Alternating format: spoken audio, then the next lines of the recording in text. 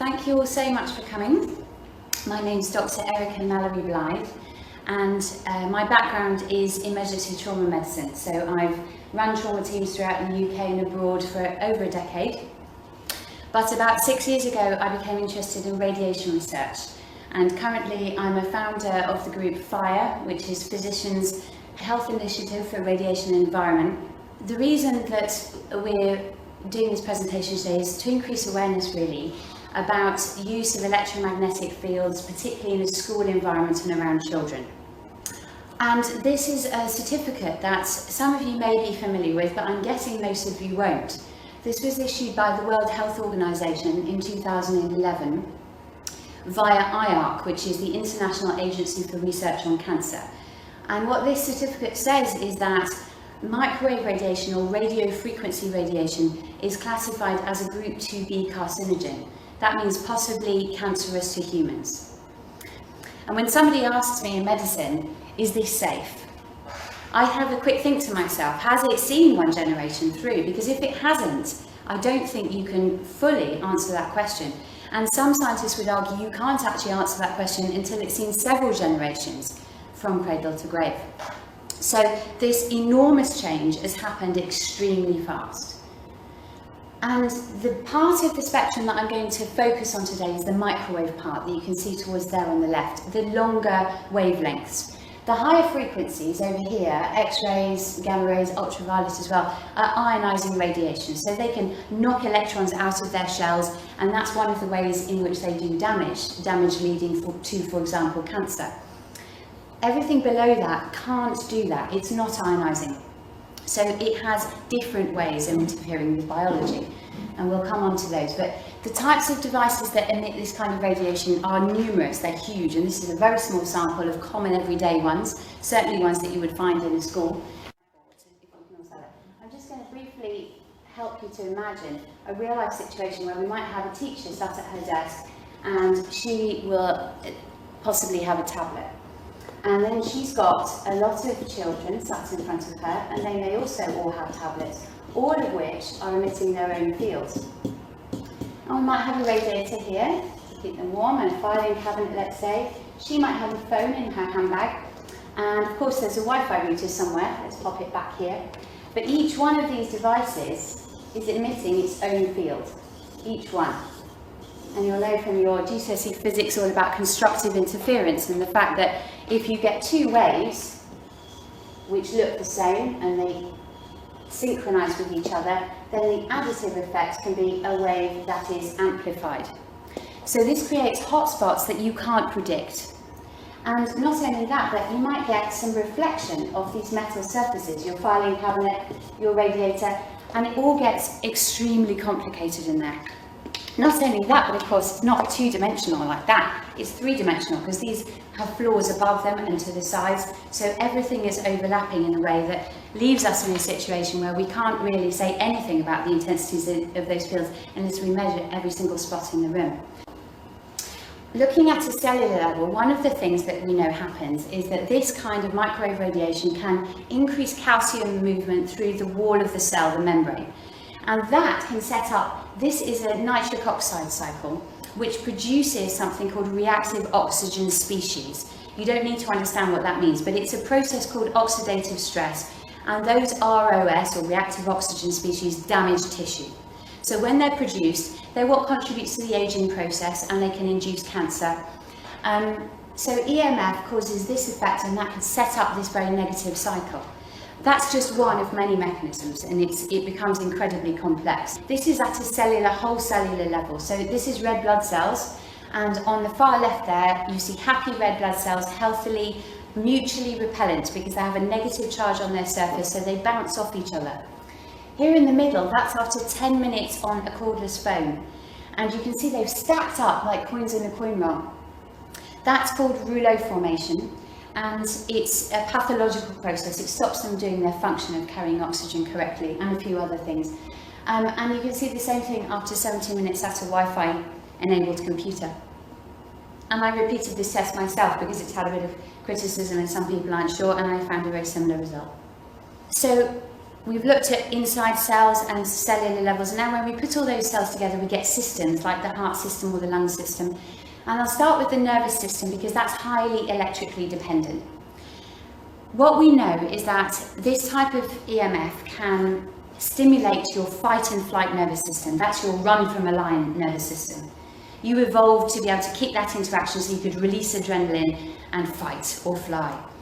And it doesn't have to be a conscious trigger like a lion to cause that.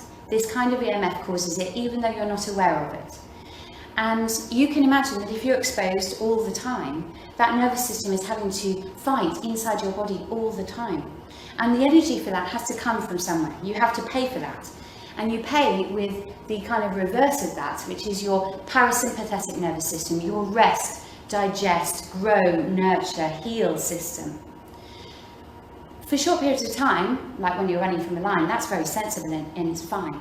But if you do that continuously over a long period of time, then your body will not be able to do things like repair its immune system. In addition to that, there are a few other hostile threats to your immune system from this kind of radiation. One of them is suppression of melatonin production.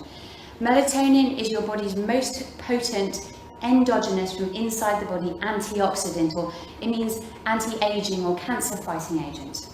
And this kind of EMF suppresses the production of that. It stops it being produced in the right quantities. Reproductive health effects, I think, are increasingly important, and especially important when we're looking at young populations of children in schools. If in either one of this couple have had a higher than average radiation exposure, or the sorts of radiation exposures that we're looking at now with common devices, their rate of miscarriage, fetal malformation and DNA damage that can be passed on is higher. And that damage can be passed on from generation to generation to generation, and in fact amplified if the exposures continue. Thank you to C4ST via Stop Smart Meters for this little video looking at happy sperm, not exposed to anything, looking healthy. They look like you would expect a sperm to look, like a small tadpole, and then sperm exposed to some cell phone radiation. And they don't look like good swimmers to me. That's only 12 hours. I mentioned to you important barriers in the body, and barriers are there to protect really special tissue, like the brain, like the eye, the ovaries, the testes, the gut. And this is the brain of a rat that's been exposed to only 2 hours of cell phone radiation at less than the allowable guidelines. All of the brown staining that's there is a substance called albumin. It's a protein and it should be inside the blood. It should not have leaked out into the brain tissue where it can damage neurons, as it has in this case. But what I find really interesting about this brilliant research by Leif Salford is that this happened in its greatest intensity at a lower intensity of microwave radiation.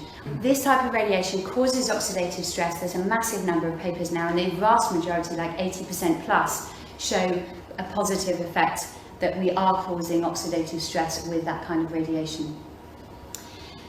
I've talked through a small number of a very large amount of literature. So it's a drop in the ocean really, but we're all fighting cancer every day of our lives. On a molecular level, there's DNA breakages and little problems all the time, but we have lots of fail-safes and ways of correcting that damage and fixing it as it occurs. The problem is this type of radiation causes more damage, but also it decreases our ability to repair that damage. It saturates repair mechanisms. So you can imagine that this balance that we're supposed to have, if the damage goes up and the repair capacity goes down, it won't be long until you slip into a type of disease process. And these are all linked with the EMF exposure in the literature, but very loosely on the left, this is things that might be more likely to affect a child, and on the right, things perhaps more likely to affect an adult.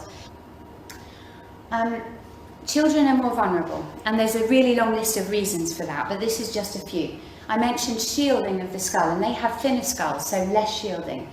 Their brains have a higher water composition, so they absorb radiation far more efficiently. Their heads are smaller, so they're more fully enveloped by the fields, and their nervous system and reproductive system and all their other systems are still developing. And some statistics, a 5-year-old can absorb 60% more microwave radiation, and the exposures in their bone marrow can be up to 10 times greater. We would expect that the products that we're giving them and we're using ourselves were pre-market safety tested for health. the best testing that's been done on these kinds of devices that emit this kind of radiation was done on cell phones, because that was the first thing that we got. And they tested cell phones for safety on Sam. Sam stands for Standard Anthropomorphic Mannequin, and he represents the 90th percentile of military recruits. He has a body weight of 100 kilograms. So he bears no resemblance to your child, but actually also not your wife, and he's even not representative of an average man, because an average man weighs 70 kilograms. So this was an unusual choice for safety testing. And you can see here penetration compared with the brain of a 5-year-old compared with an adult is penetrating far more deeply for all the reasons that I initially pointed out. And we are seeing a rise in brain tumours. This is young people. This is people under the age of 30, and it's temporal and frontal lobe tumours that we would potentially associate with cell phone use. So what must we do? So defensible protection. What would stand up in a court of law if you were saying, I did the right thing? I knew the dangers, I was being conscientious, I was trying to protect my child. In my opinion, that means removing RF. Because just like with lung cancer, there are no half measures. Giving your child a low tar cigarette isn't the right thing to do. But switching off devices obviously stops them emitting. You can do that straight away. Using aeroplane mode stops them emitting. So if a child is using a tablet to play a game, but it's in aeroplane mode, I don't have a problem with that. As quickly as possible, just withdraw the RF emissions. Use hard wiring, use fibre optics. So at the moment, I would say wired connections with your friends. You let your children use the internet and learn from it in a safer environment. So in summary, we are electromagnetic. That is life. That is the essence of what makes all life on the planet tick. Nobody is telling us that this kind of radiation is safe, including industry themselves, and there are warnings from our own government. Additionally to that, credible academic bodies, a growing number, are giving us very serious warnings. They're highlighting the danger. They're trying to put a message out there. Non-thermal radio frequency emissions at very low levels can cause severe cellular damage and lead to potentially lethal conditions. Present safety standards are obsolete. They are not protective. And your child's health, as well as your own, is in your hands. There are steps that you can take to change this and to improve the environment for yourself and your children. Alternative internet solutions exist, so this doesn't mean stopping your child having a technological experience at school or learning in the way that we want them to secure their future.